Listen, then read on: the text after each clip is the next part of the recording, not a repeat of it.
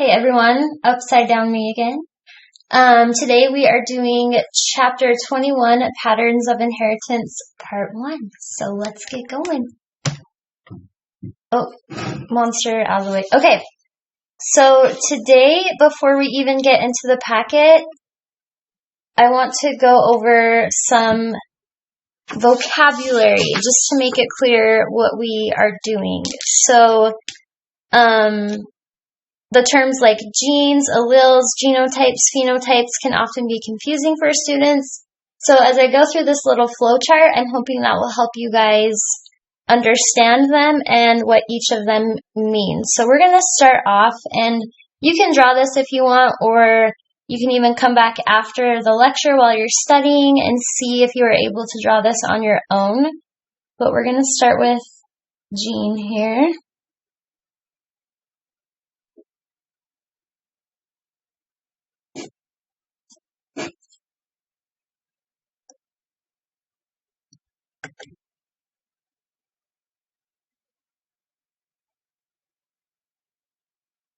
Alright, so a gene, I'm going to draw a bunch of little chromosome examples over here. We've got a chromosome, and we've got this specific spot on the chromosome. It's called a locus, the actual location. We have here a gene. It's just a spot on the chromosome that has a sequence of DNA that codes for something. And we're going to use the example today of hair color. And I'm using that because it's a familiar example. Please note that hair color is determined by multiple genes, but just to keep this simple and to illustrate the purpose, we're going to assume it's caused by one. So, let's say there are only two possible, well, we'll get to that. Alright, so the next definition, so again, the gene is a sequence of DNA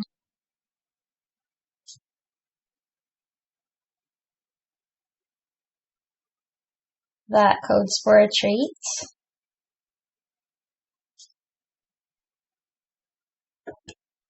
So it's really coding for a protein, which is going to end up coding for a trait. So next down on our little flowchart are alleles.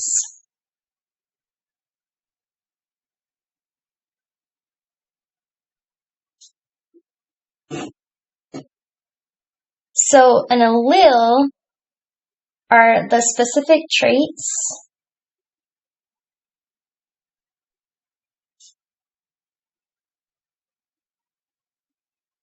that the gene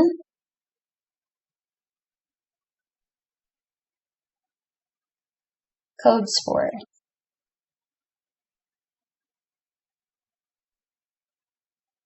So over here, remember for each trait, or each chromosome, you get one from mom, and you get one from dad. And we're going to stick with hair color here. So an allele we usually represent with letters, and the letter that's chosen itself is irrelevant, but typically the letters that are chosen are easily distinguishable between the capital and the lowercase. So for example, you wouldn't want to choose the letter C because it's really hard to tell the difference between it. So we're going to back to hair color, we're going to say there are two possible alleles, or two different variations for hair color. So you can get one variation from mom, and one variation from dad. They could be different, they could be the same, but we're going to assume here that there are only two possible hair colors. They are brown and blonde. And again, we know that's not the case. But just to keep this simple, that's how we're going to assume it for today. So we're going to say that having brown hair is dominant to having blonde hair. So we always represent the dominant allele with the capital letter and the recessive allele with a lowercase letter. So brown is going to be the dominant allele, and blonde is going to be the recessive allele. Well, I've mix my words together now. So this is dominant, and this would be recessive. And we'll go over what that means in just a minute. So if you combine alleles, you get genotype. What we call a genotype.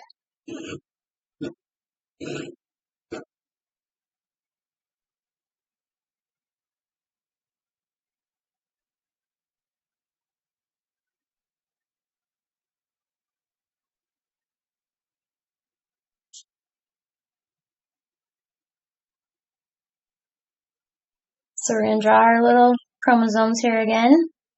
So fancy. And we're referring to the same chromosomes and traits all the way through here. So again, this one's from mom, this one's from dad, and we got a big A from mom and a little a allele from dad. So if we are combining these alleles, so remember the alleles here are just the type of gene that you got, the big A and the little a. So for this individual, if we were to figure out their genotype, all you have to do are combine the alleles. So the genotype would be big A, little a. Alright, so alleles are always just one letter, genotype, 2 letters, if you're just talking about one gene.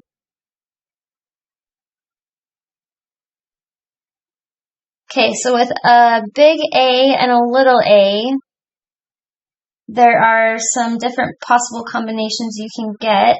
Someone could be big A, big A. They could be big A, little a. Or they could be little a, little a.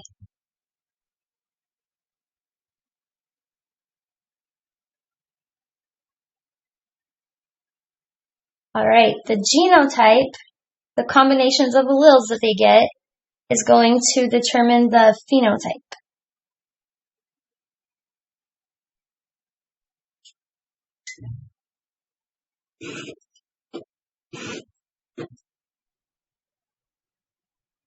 So we use genotype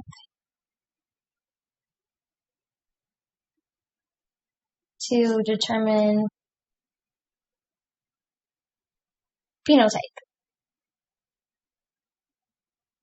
So when I hear phenotype, I notice the pH, and the definition of phenotype is the physical description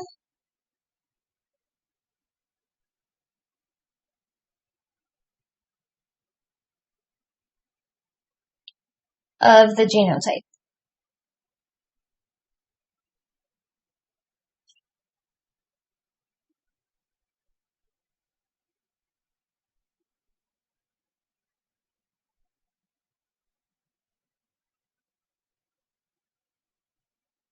Got the same thing going on here. And we know the alleles, they got the big A allele that codes for brown hair from mom, and the little a allele that codes for blonde hair from dad. Combining those two together, we can make the genotype, which is big A, little a. And what color of hair is that going to code for? Well, we know that the brown-haired allele is dominant to the blonde-haired recessive allele. So if there is a dominant allele, it's going to mask this recessive allele. So the phenotype for this individual would be brown hair.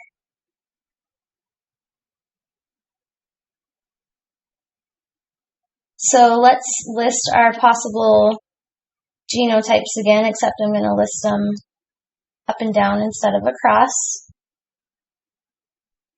And let's determine what the phenotype would be for each of these genotypes, or combination of alleles. So big A, that's easy. We know that that's going to code for brown hair, or result in brown hair.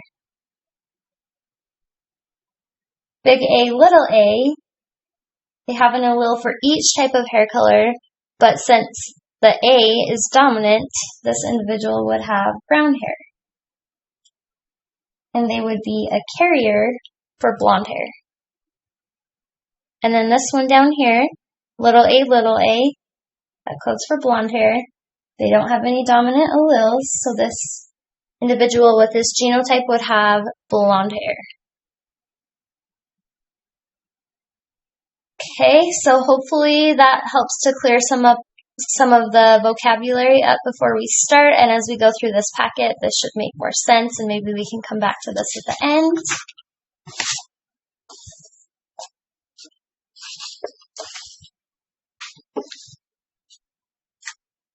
Alright, so patterns of inheritance. The question of the day is, what are the chances of having a child with cystic fibrosis?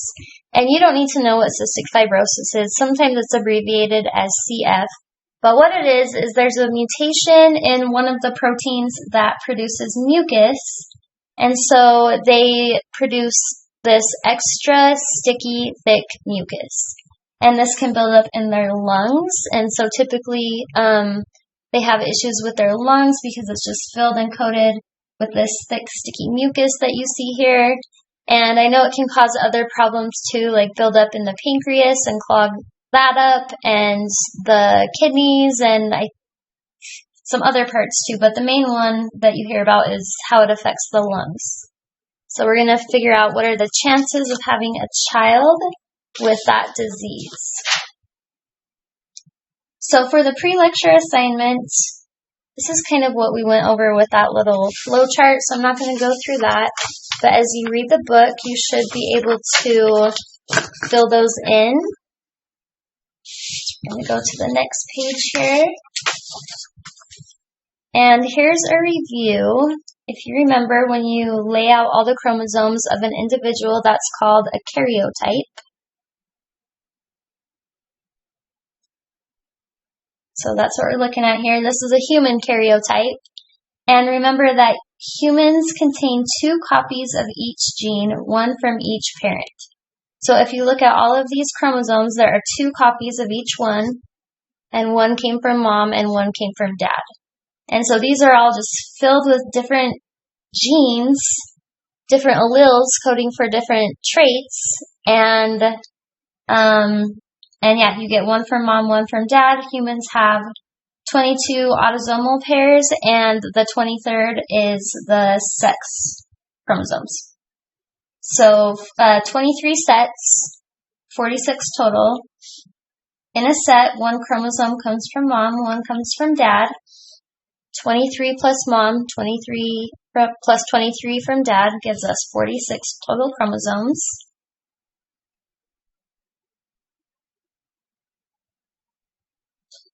And alleles are, this is a different definition that I gave, and this is the one that you'll see like in textbooks most often, but it's alternate forms of the same gene. So I've heard the example used like ice cream.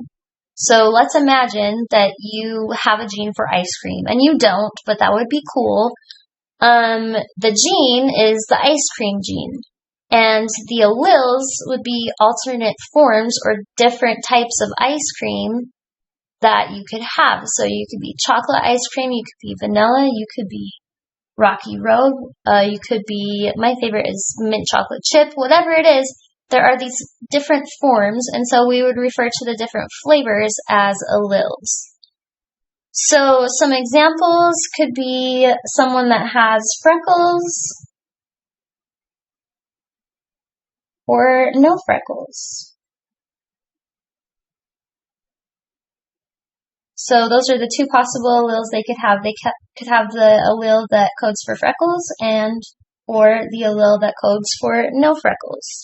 You could have, and again, just to emphasize, these are determined by more than one gene, but we're just, for simplicity's sake, assuming it's one. There could be a gene or an allele for curly hair, and an allele for straight hair. There could be, for the gene of thumb shape, I guess you could say, there could be an allele for having a straight thumb or for having a hitchhiker's thumb. And this last example is used a lot in genetics. I'm not sure why, but like I have a straight thumb. I'm extending it as far as I can. And someone with a hitchhiker's thumb, and you can go ahead and look at your own, would be bent back. Like I've seen students that have them go back at almost a 90-degree angle. But yeah. Let's see. We're not there yet. When alleles are mutually exclusive, and again, this is just keeping it simple for you guys, dominant alleles are always expressed. So if there's a dominant allele in the genotype, it's going to be expressed. And it masks or hides the recessive allele. So just think about dominating. If you're dominating something, you're just completely taking it over. That's what dominant alleles do. They're always expressed and they're going to hide or not overtake it, but I don't know if that's the right word. Mask the recessive allele. Which brings us to recessive alleles. I feel like I gotta slow down a little bit.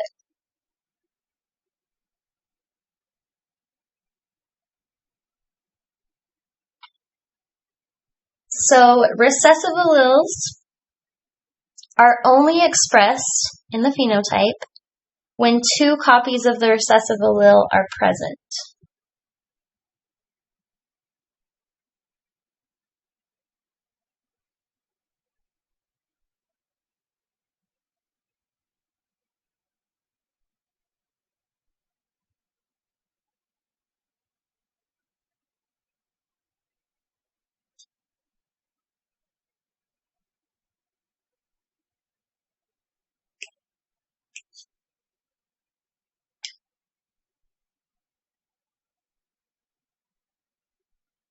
Okay, so in order to have the trait that the recessive allele codes for, you have to have 2 copies.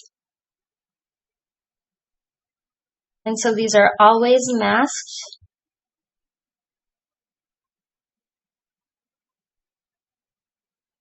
by the dominant allele.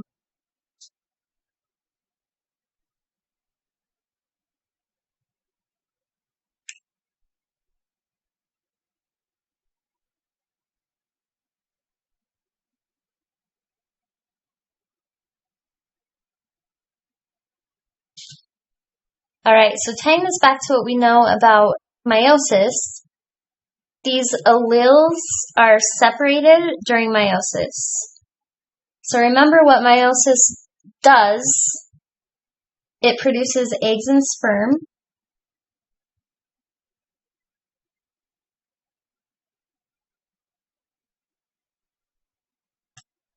And another word for eggs and sperm are gametes.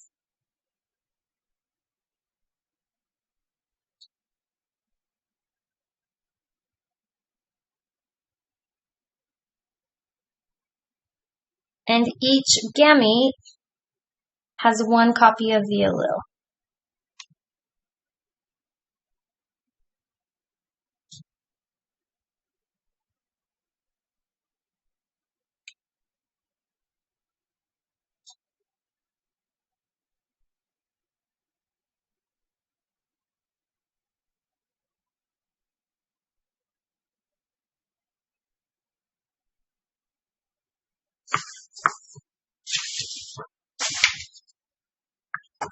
Alright.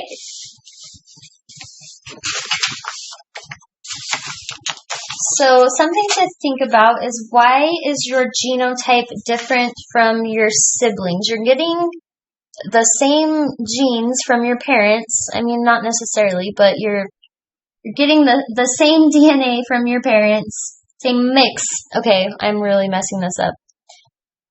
Your parents are both the same. Alright, so why don't you all look the same? So here's an example right here. And it's tiny on mine, so it's hard to see. Let's just make it bigger. So when those gametes were formed, let's say in the eggs, we got a big A and a little a and a little a. And then these are the sperm here. And they fertilize, these three separate sperm fertilize these three different eggs. Okay, so these are the alleles in the eggs and in the sperm. And when fertilization occurs, you now have an allele from mom and an allele from dad, and now we can see the genotype. So with these two, after fertilization, we would have big A, big A. With these two, we would have little a, little a. Oh, was this a big A? This must have been a big A. And after fertilization with those two, we would have big A, little a. So these little zygotes now go through growth and development and eventually grow a human that has a set of chromosomes from mom, a set from dad. So they have an allele from mom and an allele from dad. And in this case, we're looking at pigmentation of the skin. Or albinism. So someone who's albino is lacking pigmentation, so you get kind of the pink colored eyes, the white or really light blonde hair, the very fair skin. And albinism is a recessive condition. So in order to have it, you have to receive that recessive allele from both parents. So the phenotype for this big A is going to be normal. I hate the word normal, but normal. The phenotype for the little a is going to be albino. And the phenotype for big A, little a is also going to be normal because these normal dominant alleles are masking the recessive alleles. Alright, so just another example of why your genotype can be different from your siblings because it is random. During meiosis, first of all, which egg and sperm get which allele, because everyone has two. And then it's random which sperm fertilizes which egg. So you can get all these different combinations. So let's look at this over here.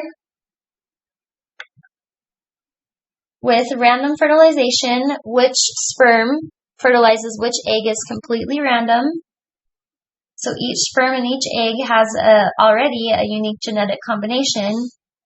And each fertilization event creates a new being with a unique genetic makeup. With the exception of identical twins, and I think we'll get to this later on, and that's because they actually originated from the same egg and the same sperm.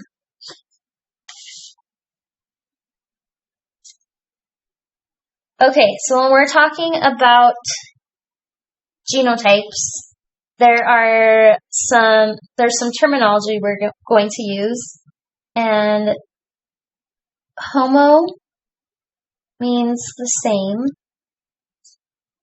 and hetero means different. So as we go through this terminology, keep that in mind. So, let's see, back up to this, just some facts that back up to this random fertilization here. Each individual born had a 1/64th, or 1 out of 64 trillion chance of coming out with the exact genetic combination they have. Alright, so genetic diversity from meiosis lecture. So remember, the two things that cause genetic diversity when the gametes are forming is independent assortment. It doesn't matter which side the homologous pairs from mom and dad line up on, and then the crossing over where mom and dad chromosomes swap some DNA randomly. So 1 out of 64 trillion.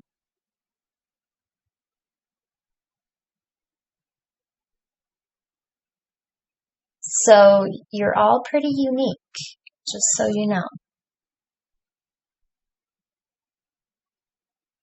So 3 genotypes, we can have homozygous dominant,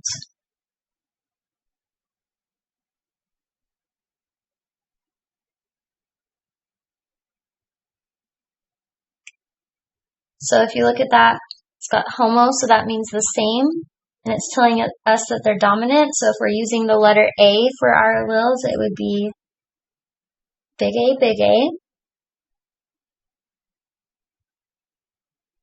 Another is homozygous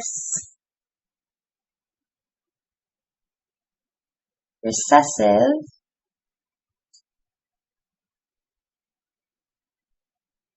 So again, homo means the same, so we know that the 2 alleles are going to be the same. It's telling us that they're recessive, so this would be like little a, little a. And then there's also heterozygous. Hetero means different, and it doesn't need to specify if it's dominant or recessive because we already know there's going to be one of each.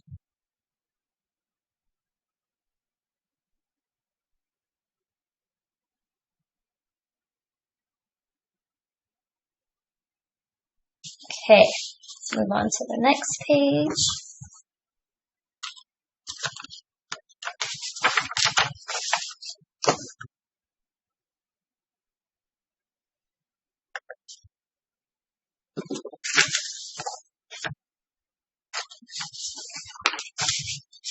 Oh, did I say this? The genotype determines the phenotype, which we're going to get to here. So, Punnett squares. I love Punnett squares. We do Punnett squares just like this with my 7th graders, and they understand it for the most part. So you've probably done this before, and if you haven't, it's pretty simple, even though it looks kind of intimidating. But what a Punnett square does is it allows you to see all the possible outcomes for potential offspring in 2 parents. So there's like a meme out there, or it used to be a long time ago, back when I was on Pinterest all the time, but it was like 2 nerdy scientist people on a date together, and they were like doing Punnett squares of their different traits to see what their offspring might look like and decide if they would be cute or ugly. So anyway, all right, Punnett squares, alleles crossed.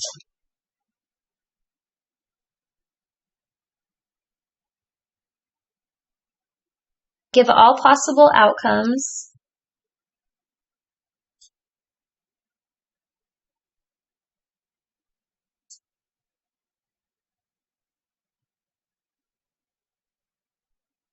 For potential offspring.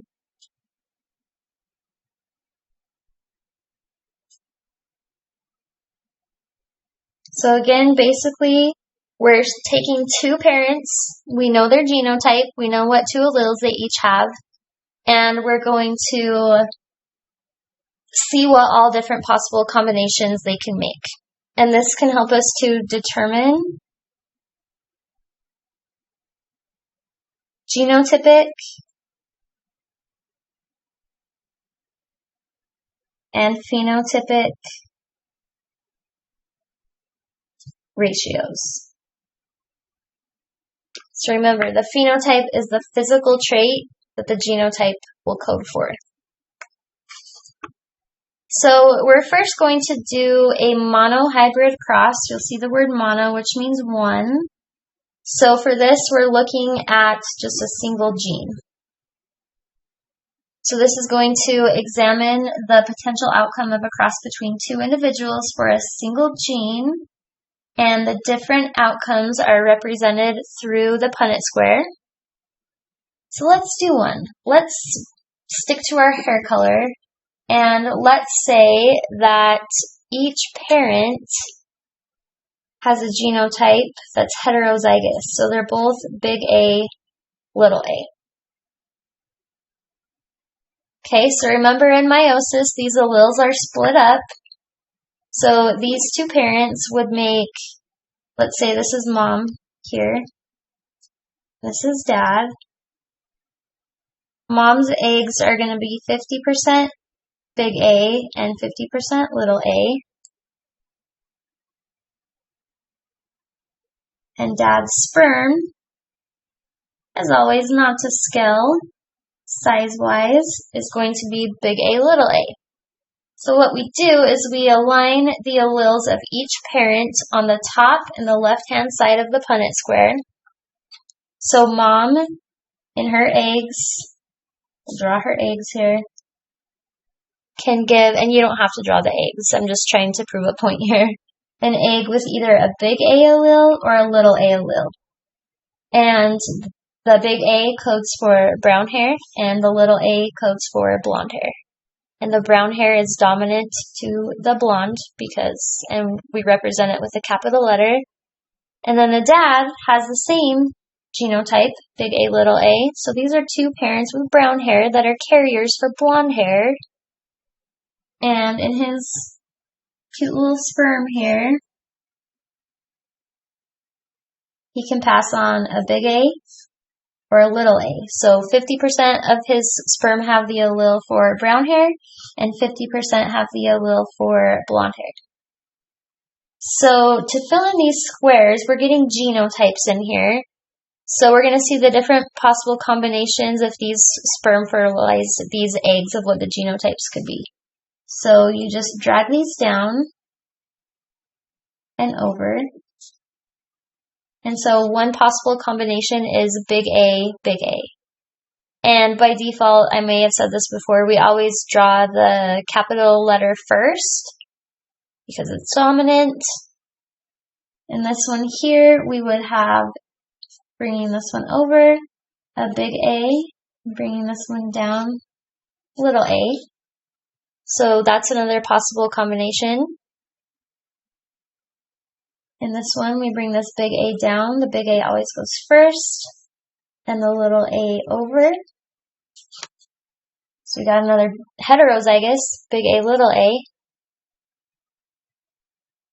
And then bringing this one over, and this one down. We could have a little a, little a. So now, determining ratios.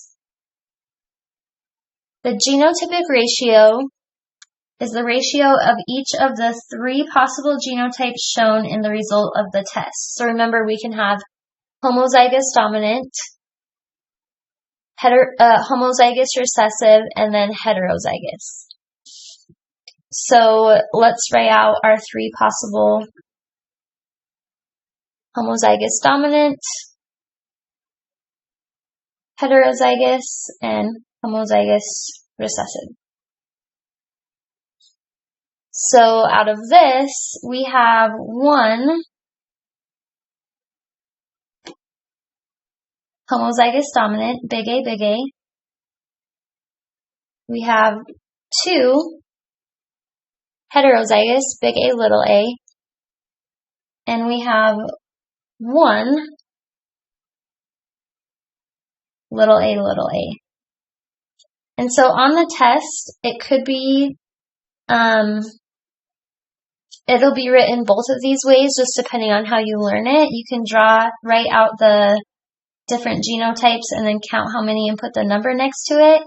Or you could even just say 1 to 2 to 1. Taking our 1 and our 2 and our 1. So either way is fine. On the test, it will be shown both ways on the exam. For our phenotypic ratios, this is the ratio of possible phenotypes shown in the results of a test cross. So our possible phenotypes are brown hair and blonde hair.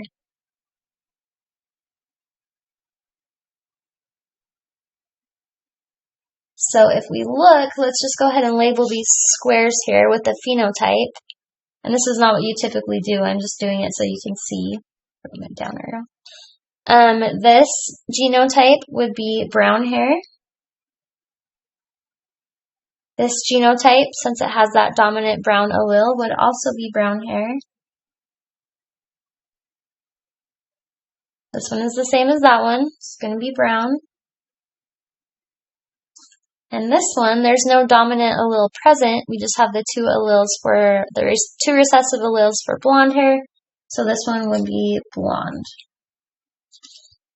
So if we count those up, there are 3 for brown hair and 1 for blonde hair. Or we could just go ahead and say 3 to 1.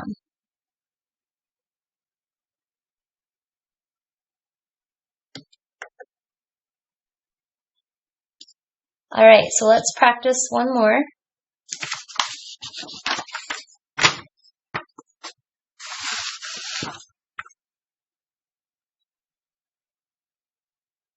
What are the phenotypic and genotypic ratio? What is the phenotypic and genotypic ratio for the following? So this time we're looking at freckles, and we're going to use an A again because it doesn't really matter. And we're going to cross 2 parents, and this is kind of how it will be set up on the exam. It will word it like this. So we have a homozygous recessive parent. So let's determine what the genotype would be. Homozygous, so the 2 alleles are going to be the same and they're going to be recessive. So they're going to be little a, and the phenotype for that is no freckles. And then times it with a heterozygous parent. So that's different, hetero's different, so you have one of each, a big A and a little a, and that parent would have freckles. And now we're going to go ahead and fill in the Punnett square. So let's say this one's mom, so we got after meiosis, and she split up her alleles. Her eggs are going to be all little a. They're all going to carry the allele for no freckles.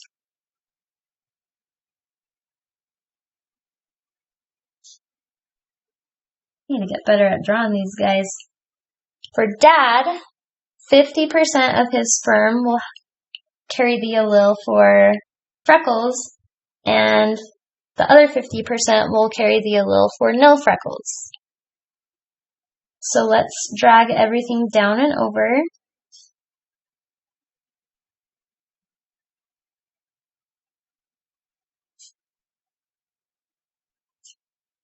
And there are our possible genotypes. So let's write these out.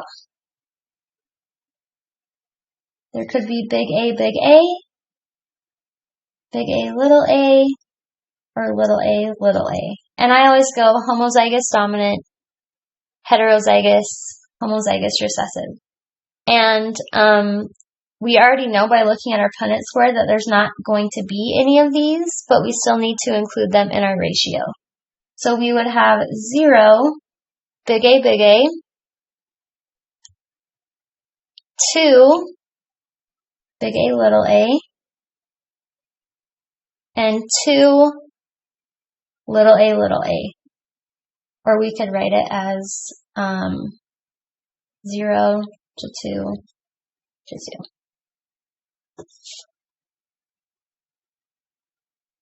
All right, so let's say these 2 parents have 4 kids. Does that mean with 100% surety that 2 of them are going to have the big A, little a heterozygous genotype, and 2 of them will have the little a homozygous recessive genotype? No, these are just predictions. They could have all 4 kids with this genotype. They could have 3 kids with this genotype and 1 kid with this. They could have 10 kids with this genotype. These are just statistical predictions. Okay, so our phenotypic ratio, our 2 possible phenotypes are freckles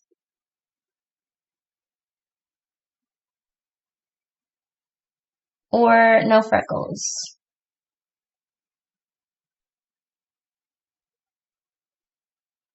So we know that the allele for freckles is dominant. So we would say 2 would have freckles. And these 2 would have no freckles. Okay, or we could write that as 2 to 2.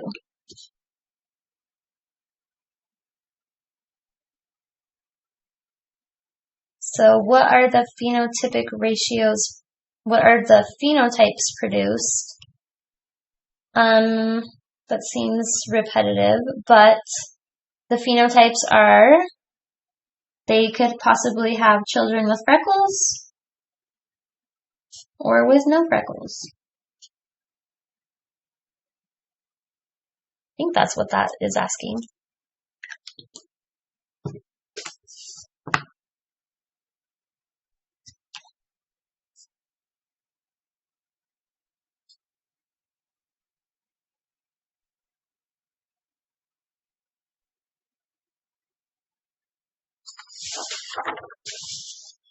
Okay, so there are some more monohybrid crosses as practice. And I think this is supposed to say A. I think they thought that F's were too similar. So complete the following monohybrid crosses as practice. The big A and little a alleles do not have to represent freckles. You can come up with your own trait. Okay, you can do eye color, curly hair, straight hair, the hitchhiker's thumb, no hitchhiker's thumb, attached earlobes versus unattached earlobes, whatever you want to do. And you're just going to fill in the Punnett squares and then do the genotypic and phenotypic ratios.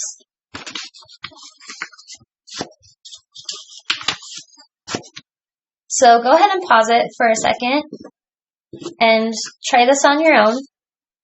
When I go through and do this, I'm just going to stick with hair color because that's what we've been going with. So pause it here. I'll wait.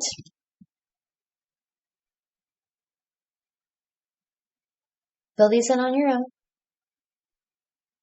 Okay, we're back. All right.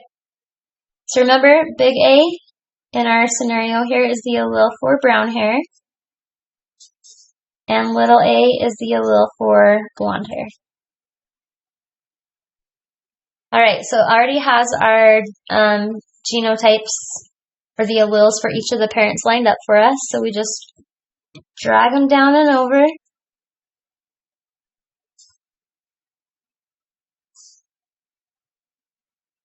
Oh, look at that. So if you have two homozygous parents, 100% of their gametes are going to be carrying the big A for this parent. 100% of the gametes for this parent are going to be carrying the little a. So no matter what, all of their offspring are going to be big A, little a. This is one we can say for sure. They can have one kid, it'll be big A, little a. They can have 17 kids, they'll all be big A, little a, excluding mutations. And because that's the only possible combination they can make. So the genotypic ratio, we got big A, big A, big A, little a, and little a, little a. So we've got 0, big A, big A. We've got 4, big A, little a, heterozygous. And we've got 0, little a, little a. So that also could be written as 0 to 4 to 0. So the phenotypic ratio, we can have brown hair, or we can have blonde hair. And in this case, since this big A is dominant, it codes for brown hair. All 4 of those will have brown hair, and 0 will have blonde, because we would need a little a to be blonde. So we could also say 4 to 0 here. And then what are the phenotypes produced? There was a note on this. Let me go back and read it.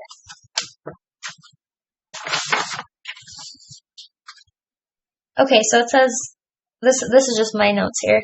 A lot of students have a hard time interpreting the phenotypic ratio into words, hence the third question. 2 of which phenotype to 2 of which phenotype?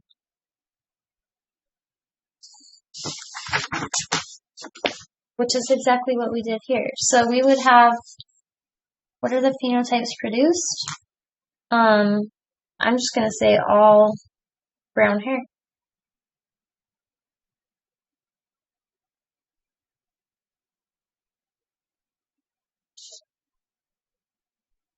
Okay, let's do this one. We've got a homozygous recessive parent and a heterozygous parent.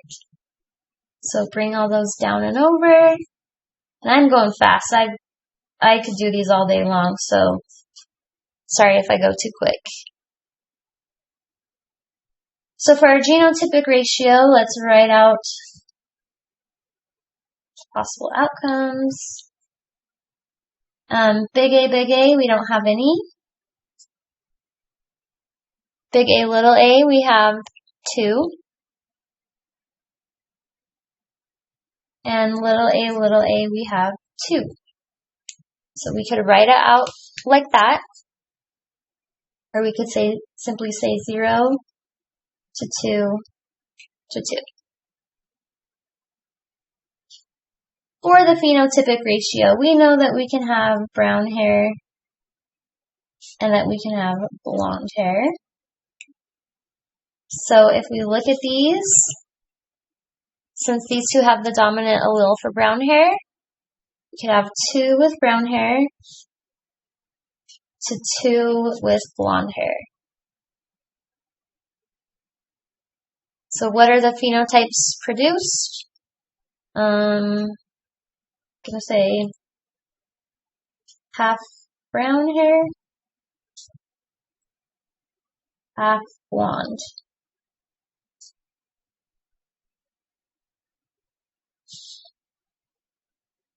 Okay, this last one, we've got a homozygous dominant parent, and we have a heterozygous parent.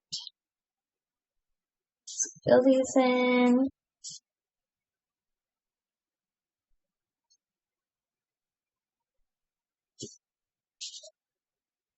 For our genotypic ratio, we could have the big A, little a, little a, little a. So big A, we have 2. Heterozygous, big A, we also have 2. And we have 0, little a's. Or again, we could say 2 to 2 to 0.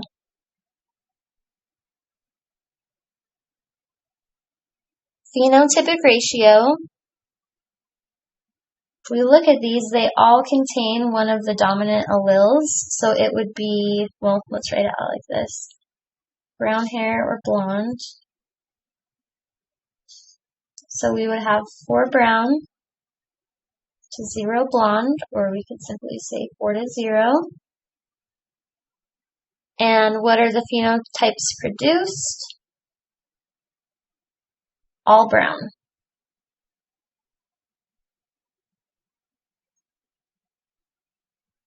Okay, so make sure you know how to do these, how to set up a Punnett square if you're given what the parents' genotypes are, that you can fill in a Punnett square, find the genotypic ratio, phenotypic ratio, and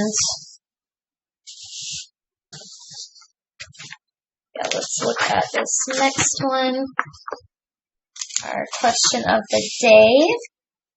So, we are going to use a Punnett square to figure this out. What are the chances of having a child with cystic fibrosis, that disease where they produce all that excess mucus? Cystic fibrosis, let's say CF, is recessive.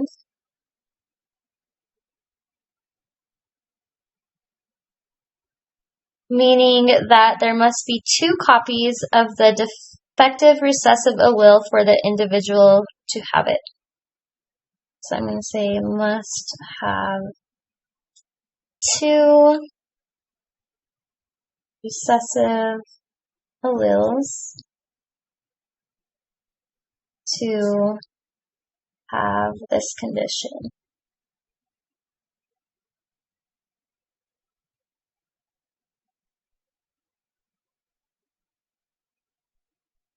All right, so it also depends on the genotypes of the parents.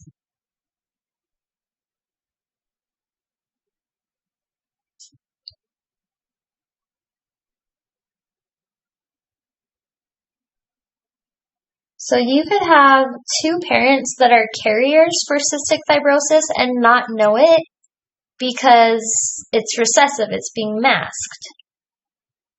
So, in this sample cross here, it tells us that we're going to take two heterozygous parents, for example, in this one.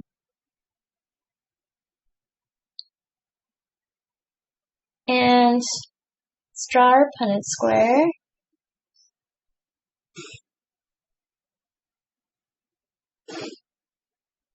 Oh, so it's asking what parental genotypes would lead to the disorder. I already gave that away. But you would have to have two heterozygous parents. So the big B allele is going to represent normal allele. It's not affected in any way.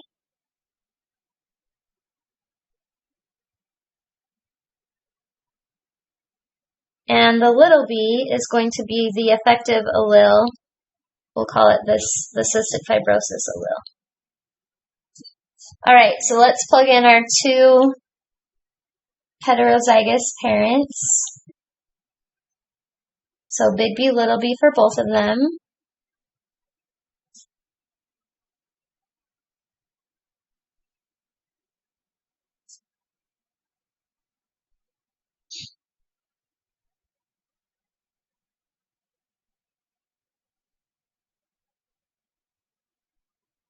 So in this example, these parents would have a 1 out of 4 chance with each child that they would have cystic fibrosis. So, and with statistics, it's kind of hard to wrap your head around this. Let's say they have one child and it does have cystic fibrosis. It got this genotype. That doesn't mean, oh, you're good, you can have 3 more kids and they're not going to have it. Every time they have another kid, there's a 1 out of 4 chance they're going to have it. And so we know that these genotypes, 2 heterozygous genotypes, could lead to having the disorder. And what if there are 2 parents that have cystic fibrosis and they have children, and I don't even think they'll recommend or let you do this, but just picture the Punnett square. 100% of their kids would have it. And then let's say you have a parent that's big B, and someone with cystic fibrosis. But do they know if their genotype is big B? If they don't have cystic fibrosis, do they know if they're homozygous dominant or heterozygous? I'm sure there are tests that they can do, but in this case, 100% of them would not have cystic fibrosis, but they would be carriers. So these would not produce cystic fibrosis. But if you had a heterozygous parent and a parent with cystic fibrosis, if we put that in, you would see it would be possible that they could have children with cystic fibrosis. All right, hopefully that kind of answered the question. A dihybrid cross, di means 2, and this examines the potential outcome of a cross between 2 individuals for 2 genes, and this is where it gets a little messy. But this one, the genes they're looking at are freckles, the presence of freckles, so the alleles can be for freckles or no freckles, and then finger length. There can be short fingers or long fingers. And this is what it looks like. So if you're feeling up for a challenge, go ahead and try this. I don't think you'll have to do a dihybrid cross on the exam. I will double check that. And if you do, then I'll go over this with you, but I think that's not one you'll have to do. So I think these are fun. If you want to try this, go ahead and try it. And that's where we will end for today. Let me make sure I covered everything. let's just go back and hit our picture that we started with. So remember, a gene is a spot on the chromosome, a sequence of DNA that codes for a trait. So this is very general. So we could say it's the gene for hair color. Alleles are the specific traits that the gene code for. So an allele will be like brown hair or blonde hair. You get one from mom, one allele from mom, one allele from dad. And you combine those two alleles, those two letters, to make a genotype. So here, if mom had a brown hair allele and dad had a blonde haired allele, the genotype would be big A, little a. And there are always the three possible genotypes: homozygous dominant, heterozygous, and homozygous recessive. And then we use the genotype to determine the phenotype, the actual physical description of the genotype. So with this one, big A from mom, big A allele from mom, little a allele from dad for the gene of hair color. And their genotype will be big A, little a, and the phenotype that codes for is brown hair. Alright, so if we look at our three different genotype examples, we can determine what phenotype they code for based on which allele is dominant and recessive.